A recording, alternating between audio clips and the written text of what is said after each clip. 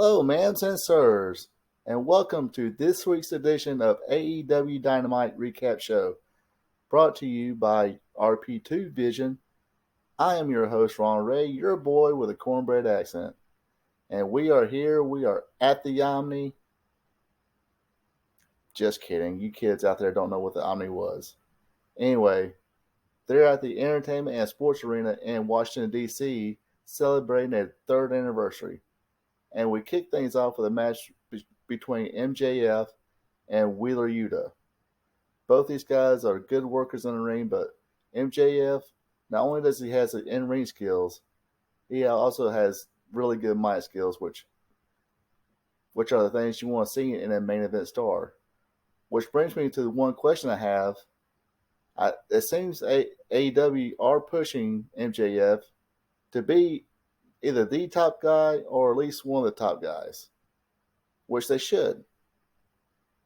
Now, as we see here with the strut, the chokes, and the rude gestures to the fans, he is and knows how to work heel.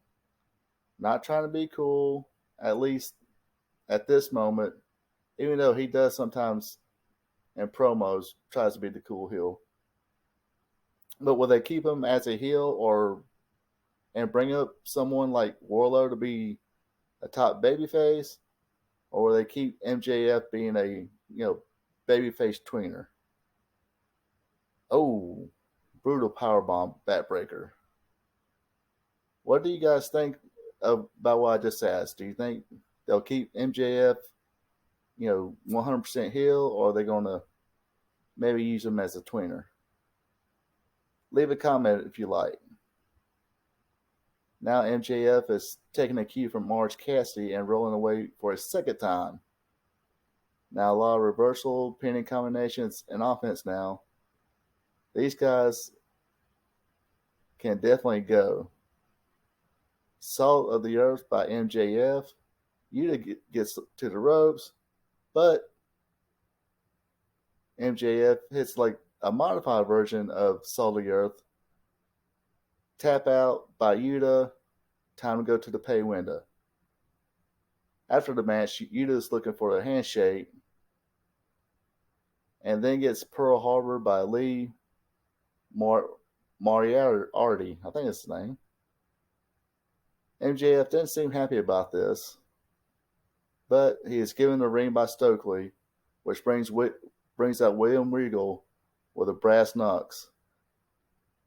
The firm quickly says, screw this.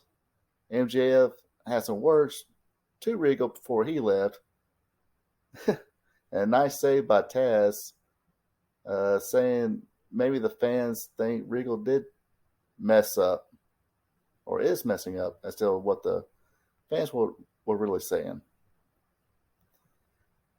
They get to a hype video for the main event, Bryan Danielson and Daniel Garcia going against Chris Jericho and Sammy Guevara.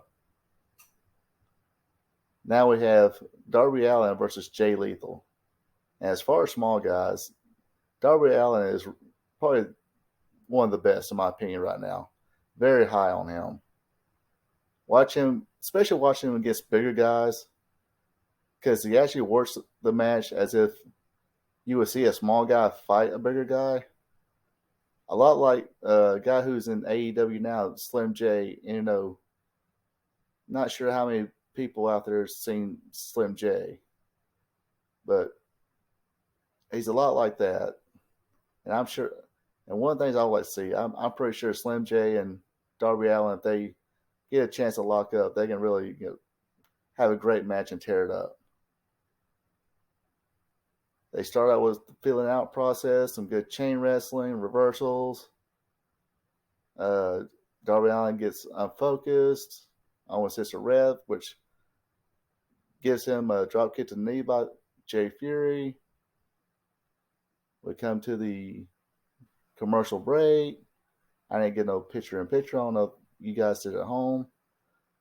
Lethal locks in the figure four. Reversal by Allin, back and forth. Lethal gets distracted by his boys, Sanjay Dutt and Satnam. Allin takes advantage by hitting the Hurricanrana roll up into what looks like a version of the Gibson leg lock he calls the Last Supper. 1, 2, 3, see you later. A lot of Ring of Honor talking this whole show, and especially at this point. They do the handshake after the match. I know Tony Khan owns Ring of Honor, and I take it Sinclair doesn't want to broadcast it no more. But I still think Tony Khan should give it its own show. Maybe on YouTube or use Rampage or find some other channel, some kind of syndicated channel, I guess, to put it on. Anyway, now it's time for the big hosses. And it'll be Wardlow against Brian Cage. And not only just two big hosses, two big athletic hosses. They were out there doing hurricanes, head scissors. Then they went into power moves. Wardlow blocks a 619 at one point and hits the world greatest slam on him. Then they both start showing their power. Wardlow pulls down the bra straps. Not one, not two, not three, but 4 power bombs. 1, 2, 3. The match is over. Rest of the MC comes out, jumps on Wardlow. This brings out Samoa Joe, but the numbers game proves to be too much again. Out comes FTR to what sounds like the old Midnight Express music. The MC hits the road, but not after a stare down with FTR and with the Gates of Agony. So I think they're going to have that match soon. I seen it advertised. I forgot if it was for Rampage or the Battle of the Belts. Anyway, next up we have the ladies. Penelope Ford, Serena Deeb, and Jamie Hayter with Britt Baker, who just announced that Saraya will not be wrestling because she's not medically cleared. Anyway, they got Britt Baker in their corner. They went up against Toni Storm, Athena, and Willow Nightingale, seconded by Paige. The women are slowly improving. Nice show of athleticism with Athena and Ford's exchange. They get the heat on a Storm, working on a leg. Hot tag to Willow. She cleans house. Then Willow takes the kick. Everyone gets their little signature moves in. But in the end, it was Willow with a Dr. Bomb on Ford for the 1 2 3. Big group hug. Baker comes in, gets in Sahari's grill.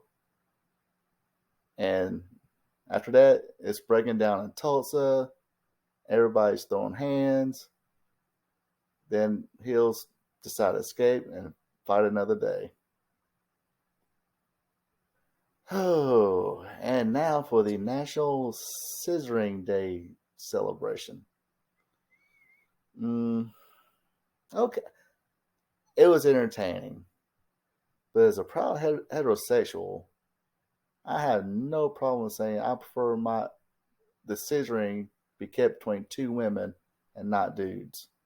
But hey, it's 2020, to each his own, But I would be lying too if I didn't think some of the stuff was funny, especially Swerve coming in and talking about, congratulations, Billy Gunn, for giving kids a shirt they can be suspended from school with if they wore it, and 2 different decades. But Swerve Strickland winds up challenging Ass Daddy, Billy Gunn, for next week.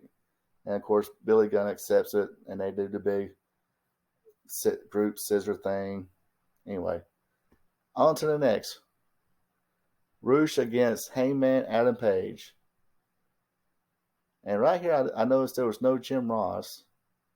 But did you guys know I mean, I'm not sure how legit this is, but I heard Adam Page was a 5-time All-American for baseball at the Halifax County Junior High. I'm pretty sure if Jim Ross was there, he'd point this out, but I need to look that up, see how legit that is. But yeah, supposedly Adam Page was a 5-time All-American in baseball at the Halifax County Junior High School in West Virginia. So, dude's an athlete. Anyway, Roosh and Page said no time for lockups. We just going to go in there to throw hands and chops. Roosh took advantage during the break thanks to his Jose interference. Page come back with a shit slam, follow-away slam. I think I heard Scott Hall used to call it the shit slam. But anyway, he nails that. More strikes exchanged, and in. Adam Page hits the buckshot for the victory.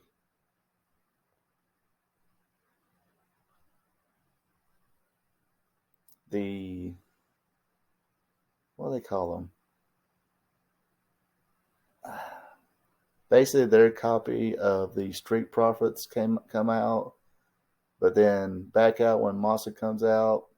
Moxley cuts a promo with Adam Page, hopping their title match.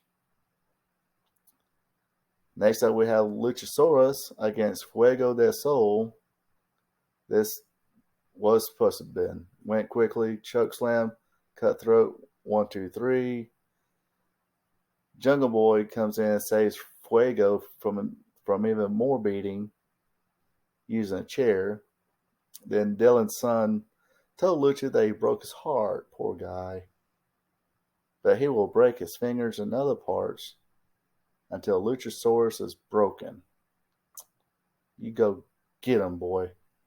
Anyway, main event time is Bryan Danielson, against Daniel Garcia, going against Chris Jericho and Sammy Guevara.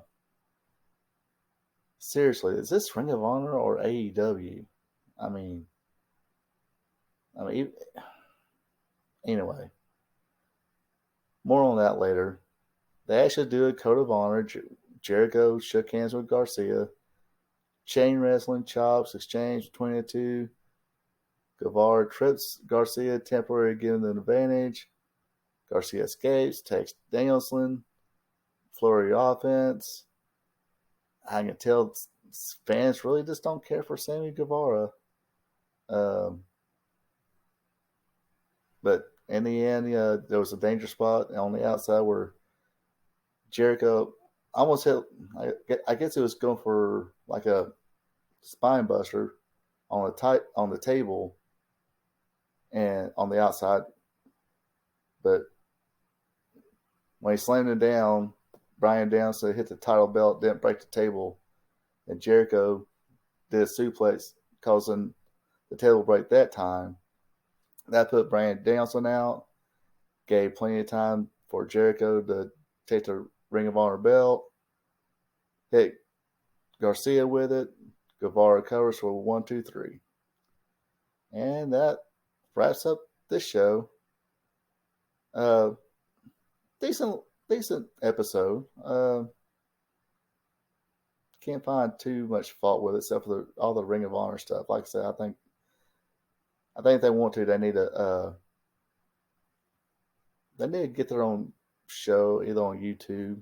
I mean, I'm pretty sure they can do that and get plenty of viewers on that. Or try and find some kind of other syndicated, stations to carry their show. I mean, he has plenty of a roster. Or he's got AEW Dark. Just drop the AEW part, the Dark part, and make that the Ring of Honor show, and use all those guys that are not really using the AEW, all their younger talent, and or the talent that are not really pushing, and make that the Ring of Honor roster. Anyway, that's just my opinion. But that wraps up my this portion of the show. Don't forget to subscribe and give me a thumbs up or a thumbs down. Also, feel free to leave a comment about what you thought of the show and or about this week's Dynamite and the future of MJF and AEW. AEW. You folks take it easy, and I'll see y'all on the next one.